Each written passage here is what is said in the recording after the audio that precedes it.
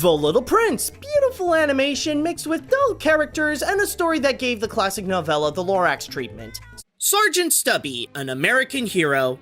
I wouldn't be surprised if this would be the first time you've even heard of this movie, because this was the kind of film that just quickly came and went in theaters virtually unnoticed, and that's not necessarily surprising because of how simple it is.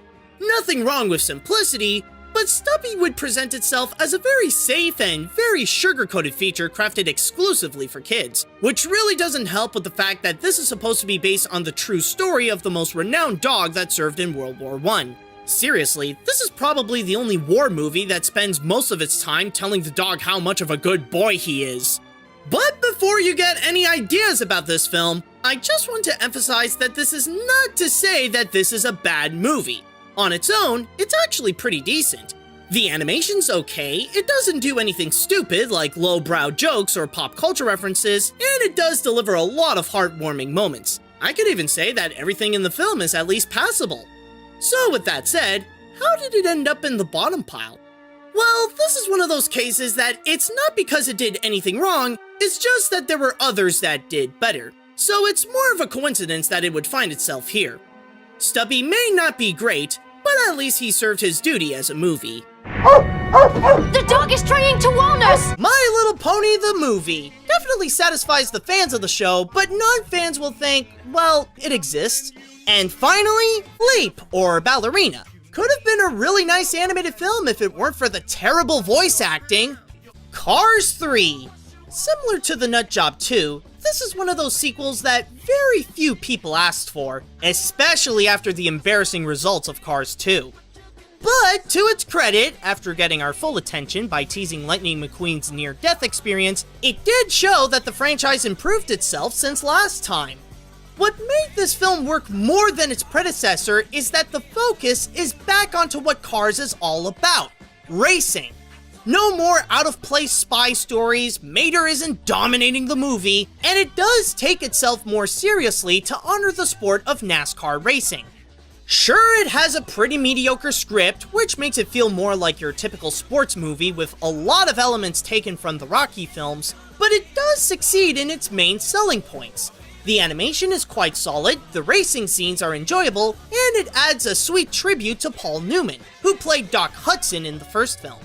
And if that didn't fully satisfy audiences, then maybe the short that appeared before it would, called Lou, with highly creative animation and a touching story.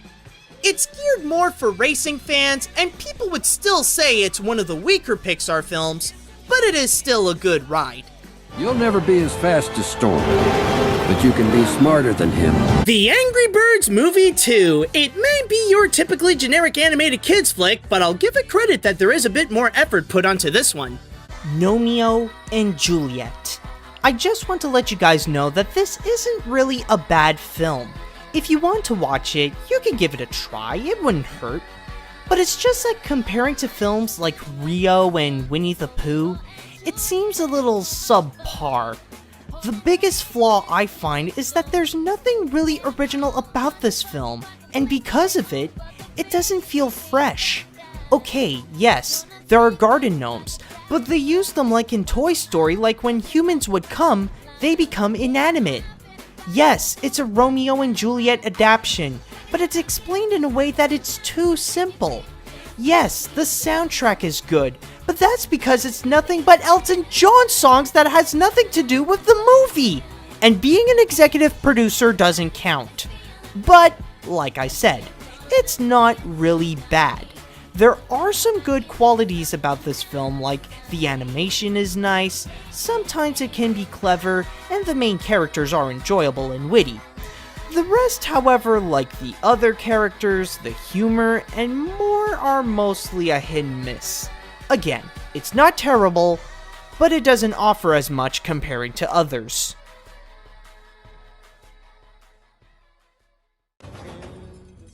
It is obvious that Rio is a film that's more focused on visuals than writing.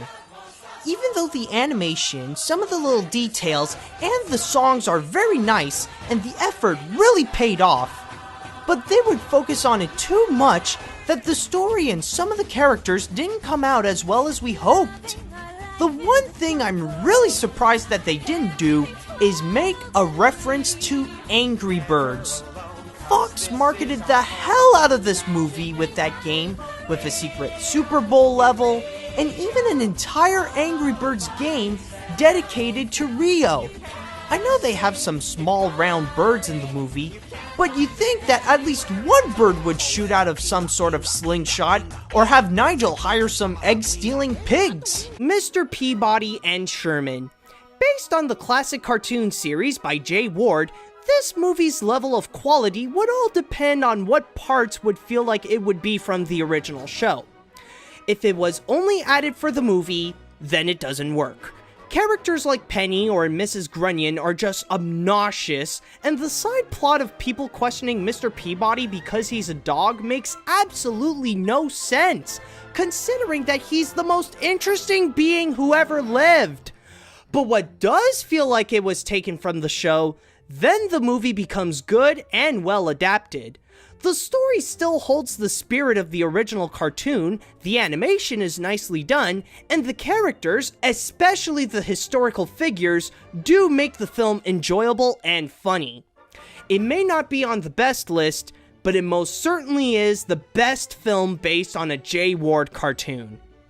And then there's the other honorable mention, Frankenweenie.